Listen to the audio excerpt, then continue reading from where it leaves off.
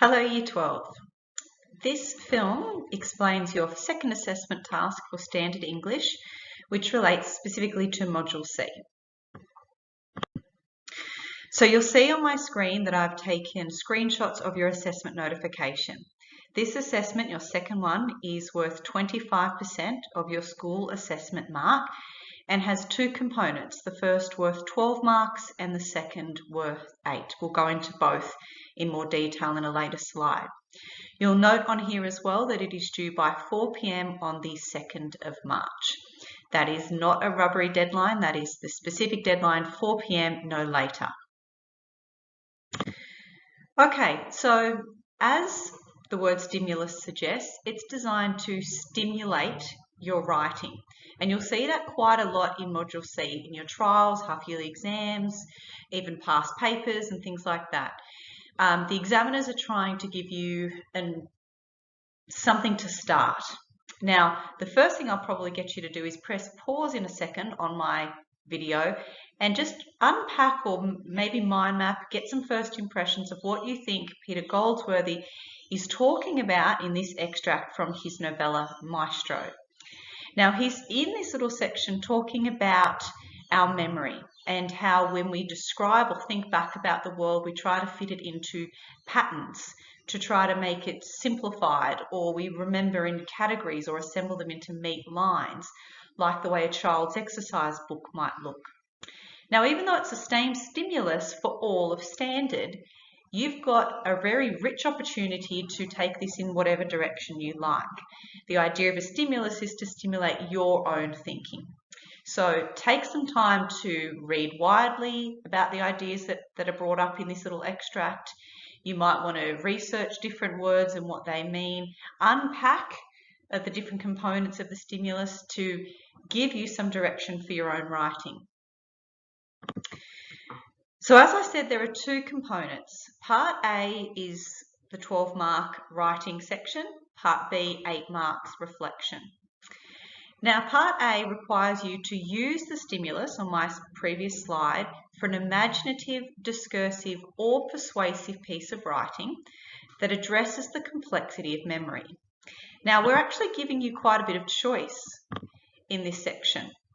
So you can decide imaginative, discursive, or persuasive. So pick according to your strength. Think about what ideas you want to address in terms of memory. Would it work best for a narrative?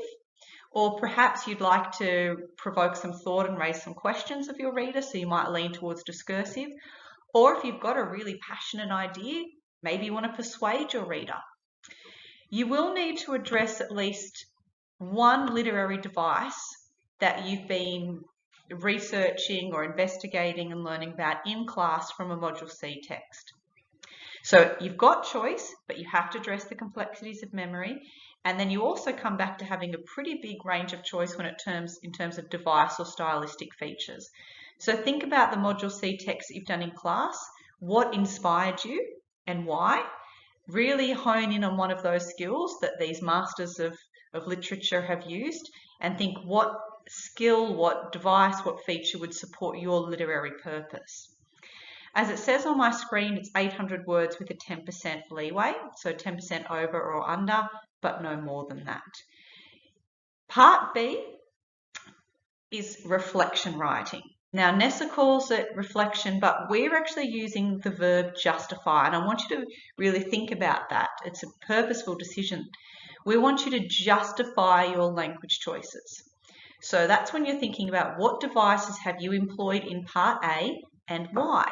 So as the criteria asks, it's how are they employed to shape, communicate, or express your meaning?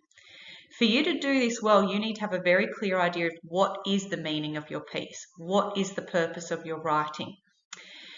You'll obviously, like you did in Year 11, be thinking about those decisions. Why would persuasive work for my purpose, or discursive, or why did I pick imaginative? And as it says here, you do need to make link to a Module C text. So explain how one of those Module C texts has really influenced you. And that obviously links to the above part when I've said pick a device or feature and use that in your own writing. Now, this is only 500 words, so the challenge will be brevity. You need to be concise and precise with your language. The word limits are designed to really get you to express yourself quite succinctly so that hopefully you can replicate some of these ideas in later exam conditions. Okay, the marking criteria. I'm going to look particularly at the A range because that's what we're aspiring for. You'll see that there are 3 criteria.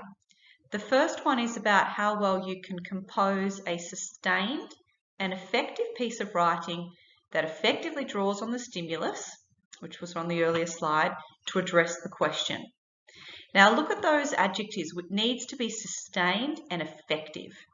Now sustained meaning that the purpose that you're trying to communicate is sustained the whole way throughout, and it's effective in achieving that purpose and that goal. We want it to be interesting. Think about your reader. Think about your audience. Keep us hooked, keep us engaged. Really think about memory as well. Is it effective how you're dealing with that stimulus and addressing the question? The second criteria is how well you can effectively compose a piece of imaginative, discursive, or persuasive writing, thinking about the correct form. So are you using the conventions of your chosen form? Because of course all 3 of those are quite different. So are you confident that you know the difference between them and employing the devices effectively, as the adjective says there? Now the last outcome, the last dot point, is pretty much the same for all of your English tasks, and that's really about mastery of language and expression. So how well you can demonstrate effective control of language. So these adjectives that I'm underlining are the descriptors that we will use to put you in that top band. So is it effective control of language and structure? Are those choices appropriate for your audience, your purpose, and your context? So really, I very specifically want you to think about the range of your techniques. You know, are you using the same device as you did in Year 10? Because that's probably not going to be considered effective at a Year 12 level. Thinking about how many literary techniques are you employing, and are they employed effectively to communicate your purpose? You'll notice that the skills are the same, it's just the descriptors change as we move down the bands. So instead of effective, it will be competent or sound and so forth. Okay, the second criteria, which is about your reflection statement. Again, we're looking at 3 distinct skills. The first one is about how well you can justify your choices from part A. So we're using the adjective here is comprehensive, that you've really given thought and you can comprehensively justify and explain why those language choices in part A serve your purpose. Obviously, we need you to think about that Module C link to those texts that you've studied. So how well you can effectively reflect on the conventions of your form. So an awareness of those forms, those conventions, and linking them to that Module C text and that source of inspiration. And like I said before, as always in English, it comes down to that control of language and expression. Are you demonstrating an effective control of language appropriate for the reflection? And then obviously the descriptors go down to, you know, sound and limited and so forth. Okay, so a few administrative things. Your individual classroom teacher will set the parameters for submitting the drafts. It might be on Google Classroom or email and so forth.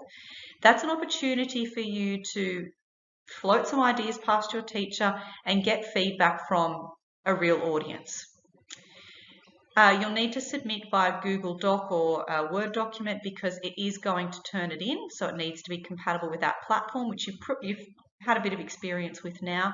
Keep it 12-point font, double spacing, use your NESA number, and please ensure that you put your word count on the document. Now your Turn It In account, it closes at 4 o'clock.